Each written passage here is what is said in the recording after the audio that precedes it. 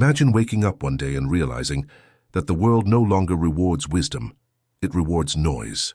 The loudest voice drowns out the truest one. The one who performs best is crowned above the one who understands. You scroll through endless screens of people speaking with absolute confidence about things they barely comprehend. You see influence without intellect, fame without substance, and certainty without truth. And somewhere deep within, you feel it, the quiet nausea of living in a time where stupidity has been crowned as virtue. But here's the paradox. This world calls itself enlightened.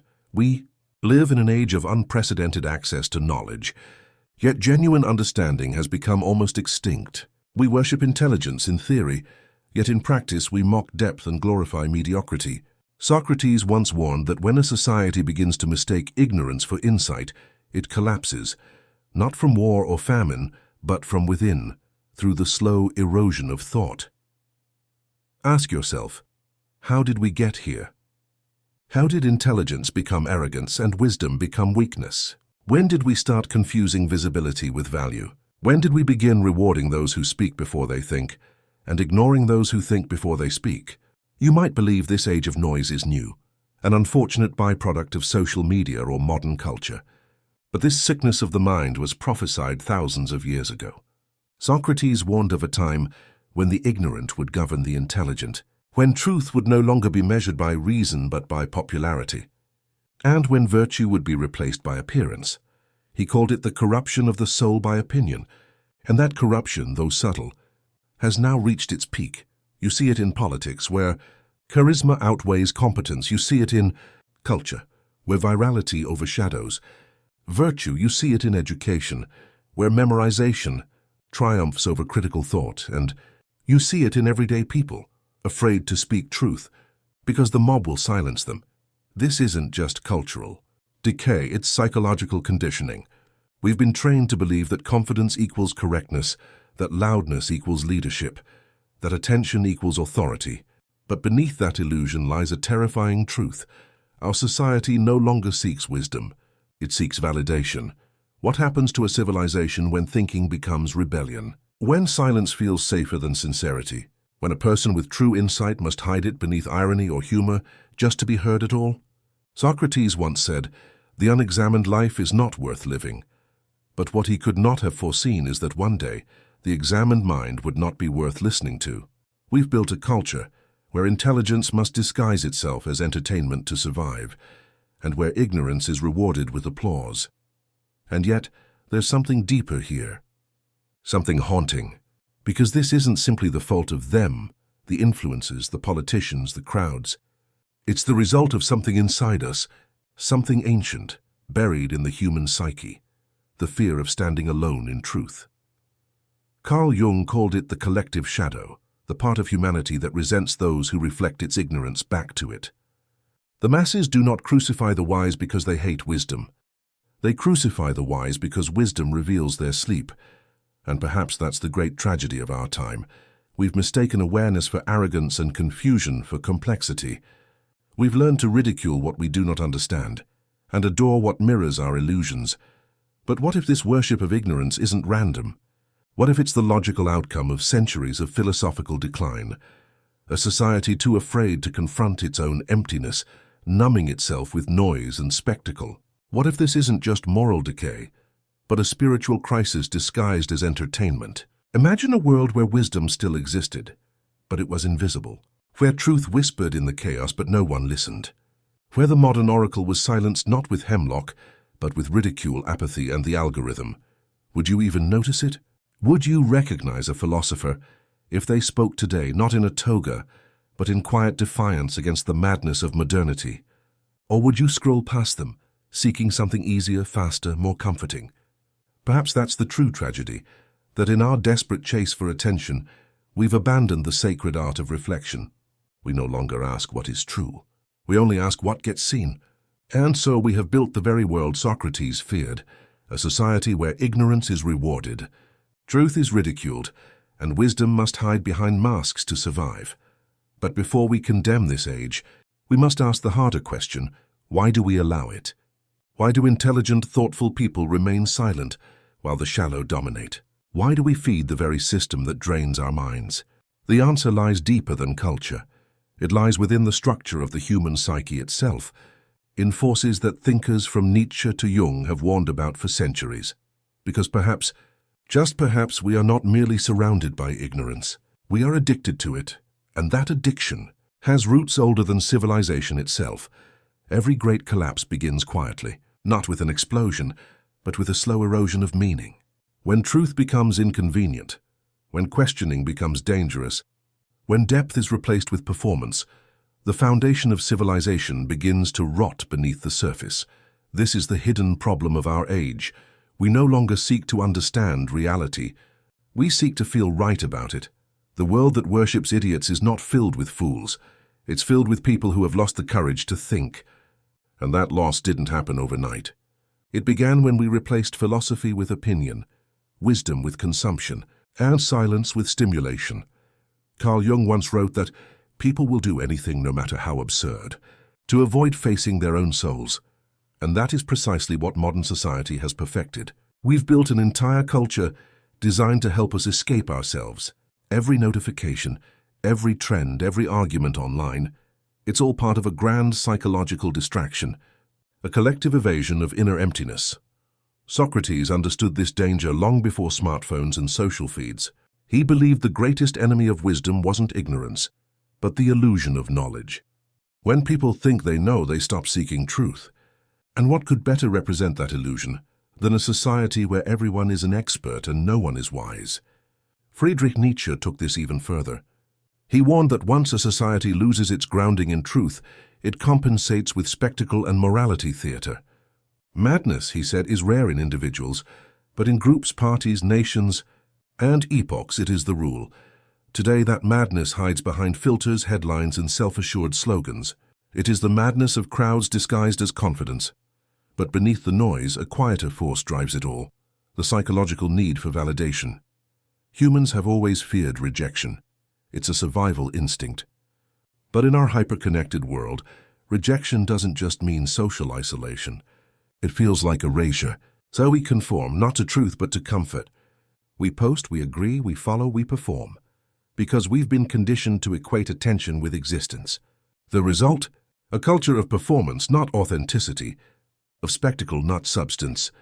Arthur Schopenhauer saw this coming in his own time. He described society as a theater of ego, where people play roles to protect their fragile sense of self.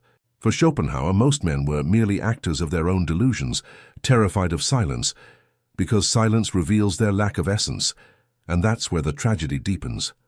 Because when a society becomes addicted to illusion, it must destroy anything that threatens that illusion.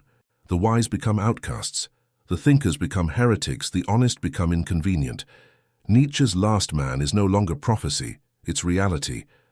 The last man is the one who no longer seeks truth or greatness, only comfort and entertainment. He does not rebel, he does not reflect, he scrolls. He feels safe because he believes safety is virtue. But in truth he is spiritually dead, incapable of wonder, incapable of courage. This is the shadow of progress, an age where the body evolves, but the soul regresses. Where our machines grow smarter, as our minds grow weaker. Where information multiplies but meaning dissolves. Jean-Paul Sartre described this as bad faith, the human tendency to lie to oneself to avoid responsibility for freedom. We prefer the safety of stupidity to the terror of awareness, because to be truly awake in this age means to see the absurdity of it all. The empty rituals of validation, the digital echo chambers of opinion, the hollow promises of status. And awareness hurts. That is why society subtly teaches you not to think too deeply, not to question too much. Thought disrupts comfort. Reflection slows consumption. Awareness threatens control. So we are trained from a young age to obey the rhythm of the herd, to seek approval, to fear disapproval, to adapt our truth to the expectations of others. Aldous Huxley warned that the future wouldn't be a world of oppression, but of distraction. People will come to love their oppression, he wrote, to adore the technologies that undo their capacities to think. The tyrant of the modern age doesn't silence us. He entertains us until we silence ourselves. The result? A civilization that feels intelligent but thinks shallowly. Gay people who can analyze endlessly but reflect never. Carl Jung would say this is the triumph of the persona, the mask society wears to appear functional while hiding the sickness underneath. The persona smiles, performs, achieves, accumulates, but beneath it, the collective unconscious screams for meaning. The soul is starving, and yet the feast of distraction never ends. But perhaps the most haunting insight comes from Viktor Frankl, who survived the concentration camps and still managed to find meaning in suffering. He said that man's deepest hunger is not for pleasure or power, but for purpose. And when that hunger is ignored, the psyche collapses into despair, masked by noise and busyness. So what we are witnessing today is not stupidity, it is existential malnutrition. A society fed on information but starved of wisdom. A culture that knows everything and understands nothing. That's why the worship of idiots exists, because in a world that fears silence, the loudest becomes the leader. In a world that fears reflection, the shallow become the stars. In a world that confuses performance with reality, the actor becomes the philosopher. This isn't just the decline of intellect, it's the spiritual regression of humanity. The problem isn't that we lack knowledge, it's that we lack the courage to face what knowledge reveals, that much of what we call progress is simply more sophisticated avoidance. And so the modern mind spins endlessly, trapped in self-created noise, afraid of the stillness where truth hides. But somewhere beneath the static, a question still lingers, the one Socrates asked, the one Jung and Nietzsche tried to answer. Can the individual still awaken in a world that punishes awakening? Because if wisdom is to survive this age of idiocy, it won't come from systems, governments, or movements. It will come from individuals who dare to see clearly when the crowd demands blindness. And yet, even that rebellion is not easy. Because the forces that bind us to this illusion are not only social, they are psychological, neurological, and deeply human. To understand how far the corruption reaches, we must look not just at culture, but at the very architecture of the human mind. Imagine for a moment that you are standing in a crowded marketplace, not one of merchants and goods, but of minds and souls. Every person is shouting to be seen, to be heard, to be validated. The louder they shout, the more attention they get. But amidst the noise, you begin to notice something terrifying. No one is actually listening. The marketplace of minds has become an echo chamber of egos. That is the hidden cost of a society that worships idiots. It doesn't just lose its thinkers. It loses its capacity to listen, to feel, to evolve. The unseen consequence of this worship is not merely ignorance, it is emotional and spiritual decay disguised as progress. We live in a civilization that confuses reaction with reflection and stimulation with meaning. Our minds are constantly bombarded with fragments of information, yet the soul remains starving. Psychologically, this creates what Carl Jung called psychic inflation, when the ego grows beyond its natural limits, detached from the grounding of self-awareness. In such a state, individuals mistake opinion for truth, emotion for fact, and identity for wisdom. The ego expands, but consciousness shrinks. The result, a population of inflated selves, each desperate to be right, terrified to be invisible, and incapable of genuine thought. We see this every day. People speak not to communicate, but to assert their existence. Social discourse becomes a competition of certainty rather than an exploration of truth. And in this competition, humility, the foundation of wisdom, dies quietly. But there's a deeper tragedy unfolding beneath the psychological one. When wisdom becomes irrelevant, the moral compass of society collapses. Truth becomes flexible. Integrity becomes negotiable. In such a world, morality is dictated not by principle, but by popularity. Arthur Schopenhauer called this the tyranny of the opinionated masses. He wrote that when society elevates mediocrity, the exceptional man becomes an exile. Today, that exile takes a digital form. The philosopher becomes the outcast in the age of influencers. The thinker is dismissed as pretentious. The wise are mocked as boring. It's not that people don't want wisdom, it's that wisdom now requires silence, attention, and discomfort, all of which the modern psyche has been conditioned to avoid. The brain, overwhelmed by constant stimulation, begins to crave simplicity, not in clarity but in distraction. Neuroscience confirms this. Every like, every notification releases dopamine, rewarding impulsivity and punishing patience. The neural pathways of attention are rewired, making deep thought feel unnatural, even painful. Thus, the mind adapts to its environment. It becomes shallow because its ecosystem demands shallowness. It prefers 10-second clips to timeless ideas, emotional reactions to reasoned responses. And slowly, without noticing, the human being devolves, not biologically, but spiritually. Friedrich Nietzsche foresaw this when he warned that modern man would drown in the spirit of seriousness, not because he thought deeply, but because he took his illusions too seriously. Today's man clings to his beliefs, not because they are true, but because they define his fragile identity. To question them feels like death. And so the modern soul clings to ideology like a lifeboat in a storm, not realizing the storm itself is self-created. We live in a perpetual state of mental emergency, constantly reacting, defending, proving, while the quiet voice of reason within us fades into the background noise. This is why loneliness has become an epidemic. Not the loneliness of isolation, but the loneliness of superficial connection. We are surrounded by communication, yet deprived of communion. We talk endlessly but say nothing. We are seen by many but understood by none. Jean-Paul Sartre described this condition as nausea, the vertigo of existence in a world devoid of authenticity. When everything is performance, when every human interaction is filtered through the lens of appearance, reality itself begins to feel hollow. You start to question whether anything is truly real, or if it's all just another play in the theater of collective illusion, and that hollowness breeds despair. Because when meaning is lost, power becomes the only substitute. People no longer seek truth, they seek dominance. The marketplace of ideas becomes a battlefield of egos. The goal is not to understand, but to win. Not to awaken, but to conquer.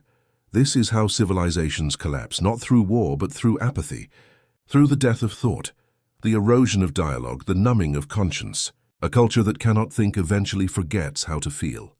And a culture that cannot feel loses the very essence of humanity itself.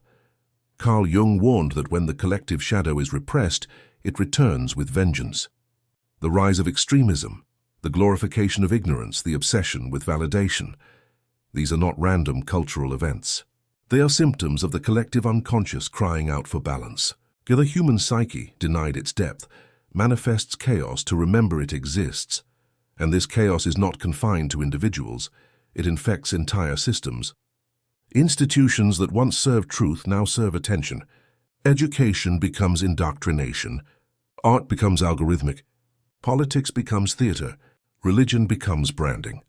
The unseen consequence of worshipping idiots is that wisdom no longer has a home. It becomes a ghost, haunting the ruins of civilization, whispering in the ears of the few still brave enough to listen. But even they are tired of shouting into a void that rewards ignorance with applause. Viktor Frankl would say that when a society loses meaning, individuals lose the will to live with purpose. They begin to fill the void with pleasure, distraction, and ideology, all temporary substitutes for meaning. But meaning cannot be bought, performed, or downloaded. It must be earned through struggle, reflection, and suffering. That is why, despite all our advancements, depression and anxiety have become universal languages. The soul is starved, even as the senses are overstimulated. The body lives in luxury, while the spirit lives in famine. This is the true price of worshipping idiots, the death of inner life. We are witnessing not just intellectual decay, but the slow extinction of wonder. The ability to pause, to question, to see beyond the surface. The idiocy we mock is not just out there, it's the reflection of what we've allowed within. And yet within this collapse a strange hope still flickers. For the same forces that enslave the mind also hold the potential to awaken it. The same noise that numbs can also provoke a longing for silence. The same illusion that blinds can inspire the search for truth. But for that awakening to occur, one must first rebel, not against the world, but against the self. Against the comfort of conformity, the addiction to distraction, the ego's hunger for validation.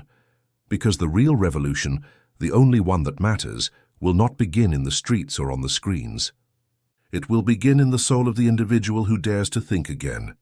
At some point, something inside you begins to ache, a kind of quiet rebellion that doesn't shout or scream, but whispers, "This cannot be all there is." It begins as fatigue, the exhaustion of pretending to care about what doesn't matter. Then it deepens into disgust, a visceral rejection of the noise, the vanity, the endless parade of hollow certainties. And finally, it transforms into resolve, the decision to walk away from the worship of idiots. But this rebellion is not loud. It doesn't come with slogans or movements. It begins in silence. It begins the moment you decide that your peace is worth more than your popularity, that your clarity is worth more than collective approval, that your inner truth is worth more than the world's applause. Socrates called this the examined life, a life rooted in inquiry, not conformity. And the first act of rebellion, then, is simply this: to think for yourself even when it costs you everything. You break free the moment you realize that wisdom is not found in agreement, but in solitude. That understanding requires discomfort. That depth requires detachment. To rebel against the age of idiocy is to reclaim the art of attention, to stop reacting and start observing. Every philosopher who ever broke from the herd began with this act of internal withdrawal. Nietzsche walked alone through the mountains. Jung withdrew into his inner world. Huxley sought silence in meditation. Frankl found meaning even in suffering. Each understood that liberation begins not in changing the world, but in transforming the self. You begin to see that ignorance thrives on momentum. The faster you move, the less you question. The more you consume, the less you reflect. So you stop. You pause. You refuse to run with the herd. And in that stillness, you begin to see what few others can: the structure of illusion itself. Carl Jung would say that this is when individuation begins, the process of becoming whole. It is not about perfection, but integration. You begin to reclaim the parts of yourself that society told you to reject: your doubts, your sensitivity, your fear of conformity. You face your own shadow, the part of you that once sought approval, validation, belonging, and you forgive it.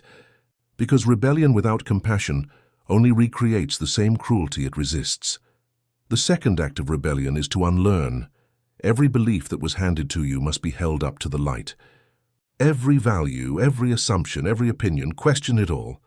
As Socrates said, "I know that I know nothing."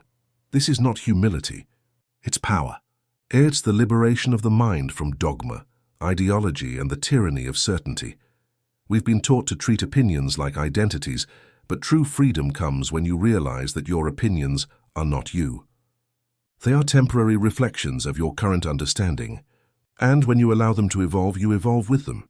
Jean-Paul Sartre would call this radical freedom, the terrifying yet sacred responsibility to define meaning for yourself. Most people fear this freedom because it removes all excuses. There's no one left to blame, no system left to hide behind. To think freely means to live authentically, and that requires courage. But rebellion doesn't mean isolation. It means discernment. It means surrounding yourself with silence long enough to hear your own thoughts again, and then when you speak, doing so from truth, not noise. You stop arguing with fools. You stop seeking validation from the blind. You stop explaining your depth to those who only understand surfaces. Because you finally understand, you cannot awaken people who are committed to dreaming. Arthur Schopenhauer once said, "The wise have always said the same things, and fools, who are the majority, have always done the opposite." But rebellion is not about despising the masses, it's about refusing to become one of them. The goal is not superiority, it's clarity. Not to dominate others, but to liberate yourself from the illusion that their approval gives your life meaning. The third act of rebellion is to live with intention. When Viktor Frankl was asked how he survived the unspeakable, he said, "Those who have a why to live can bear almost any how," meaning, not comfort sustains the soul. So to rebel against the worship of idiots, you must build a life anchored in why. That why doesn't have to be grand. It could be truth, beauty, integrity, love, creation, stillness, anything that transcends the shallowness of trends and feeds the hunger of the soul. In doing so, you begin to notice something miraculous. The noise loses power. The opinions fade. The idols crumble. The society that once felt overwhelming begins to seem small. Because when your inner world expands, the outer world loses its control over you. And slowly you begin to live differently. You consume less. You observe more. You listen deeper. You speak slower. You stop trying to convince the world and start trying to understand it. You become dangerous to the system, not because you fight it, but because you no longer need it. This is what Nietzsche meant when he spoke of becoming who you are. It is not a call to egoism, it is a call to authenticity. To peel away every borrowed identity until nothing false remains. To live in a way that makes sense not to the crowd but to the soul. But this rebellion is not without cost. You will lose people. You will be misunderstood. You will be mocked, even condemned. But remember, Socrates drank poison not because he was wrong, but because he was right too soon. Truth is always crucified before it is revered, and yet the moment you stop needing the world's validation, you become untouchable. You realize that real freedom is not found in chaos or escape, but in the quiet mastery of the self. To rebel against a society that worships idiots is to restore the sacredness of thought, of presence, of depth. It is to build a life that cannot be sold, a soul that cannot be seduced, a mind that cannot be manipulated. And in doing so, you awaken something ancient within you, the philosopher that modern life tried to bury. The one who asks not what is trending, but what is true. This rebellion, if enough souls embrace it, could spark the beginning of something civilization has long forgotten, the rebirth of wisdom. Because in every dark age of noise, there comes a quiet few who dare to think again, and history has always belonged to them, not to the crowd, but to the ones who stood apart from it. But before this awakening can fully emerge, something deeper must occur. There is still one truth that must be faced, the final realization that ties it all together, the ultimate revelation that dissolves illusion itself. And that truth is not about society at all. It's about you. Imagine standing at the edge of the world, not the physical one, but the inner world you've built within yourself. The noise has faded. The masks have fallen. You've walked away from the worship of idiots, and for the first time the silence feels alive. It hums with something ancient, something the world forgot. Truth. But here's the paradox. Truth doesn't come as a revelation from outside. It rises quietly from within, like a memory you never realized was yours, and in that moment of stillness, the final realization dawns. The society that worships idiots was never out there. It was inside you all along. Every time you sought validation instead of understanding, you were bowing to that false idol. Every time you silenced your inner voice to please the crowd, you were feeding that cult. Every time you mistook comfort for peace, you were building the very world you now condemn. The worship of idiots is not merely a societal flaw, it is a psychological mirror. It reflects our deepest human fear, the fear of awakening. Because to awaken is to lose everything false you once depended on. It's to realize that much of what you called yourself was simply a collection of other people's expectations. Carl Jung once wrote, "Until you make the unconscious conscious, it will direct your life and you will call it fate." The final truth, then, is that the society we lament is nothing more than the collective unconscious made visible. What you see around you is what humanity has refused to face within itself. Every arrogant fool is a projection of our own forgotten humility. Every manipulator is the shadow of our own desire for control. Every deceiver is the reflection of our own hidden dishonesty. You cannot fight this society by hating it. You can only transcend it by transforming yourself. And that is where the true revolution begins. Not in rage, but in awareness. Friedrich Nietzsche once declared, "He who fights with monsters should be careful lest he thereby become a monster." In our battle against stupidity, arrogance and illusion, we risk becoming what we despise if we don't face the same forces within us. The true sage learns that to rise above the herd, one must first forgive it, for it is only acting out what lives in all of us. The great awakening, then, is not rebellion, it is reconciliation. The realization that wisdom is not the opposite of ignorance, but its transformation. The fool and the philosopher are not enemies, they are stages of the same journey. When Socrates said that the only true wisdom is in knowing you know nothing, he wasn't being modest. He was describing enlightenment, the dissolving of illusion, the death of arrogance, the surrender to reality as it truly is.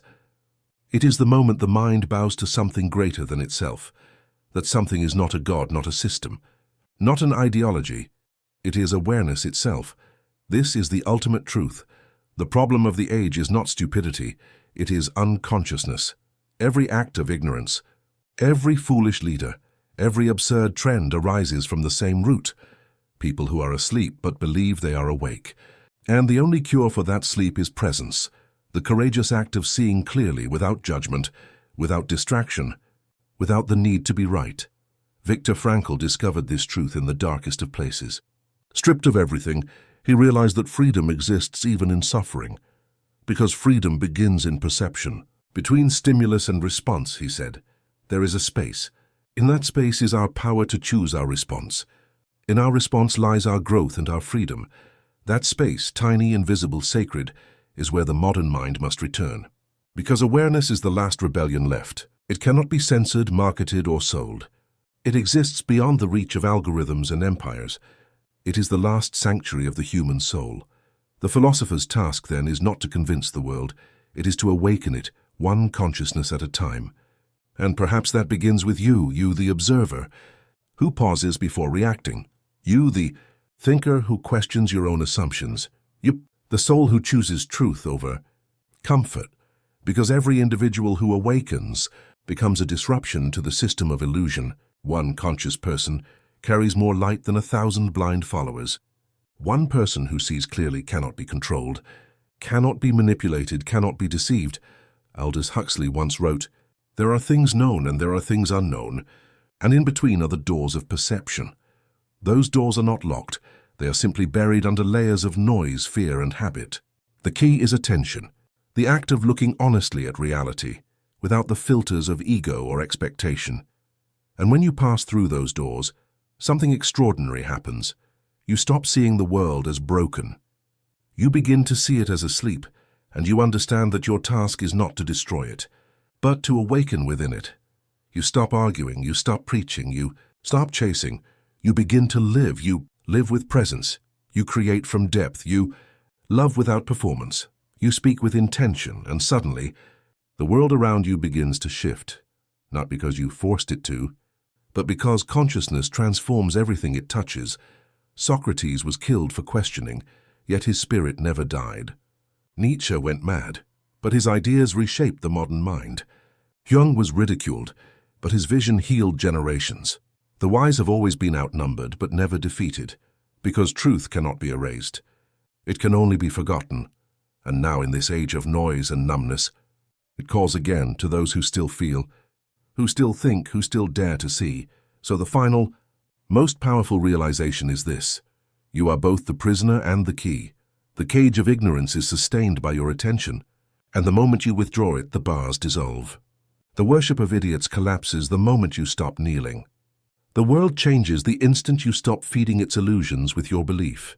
And from that silence, something timeless reawakens, the same thing that burned in Socrates and Jung, in every thinker who refused to bow to madness, the eternal flame of consciousness, the divine hunger for truth. So walk quietly, but walk awake. See deeply, but see with compassion. Speak rarely, but speak with clarity. And when the world tries to drown you in its noise, remember this: you are not here to be understood by it.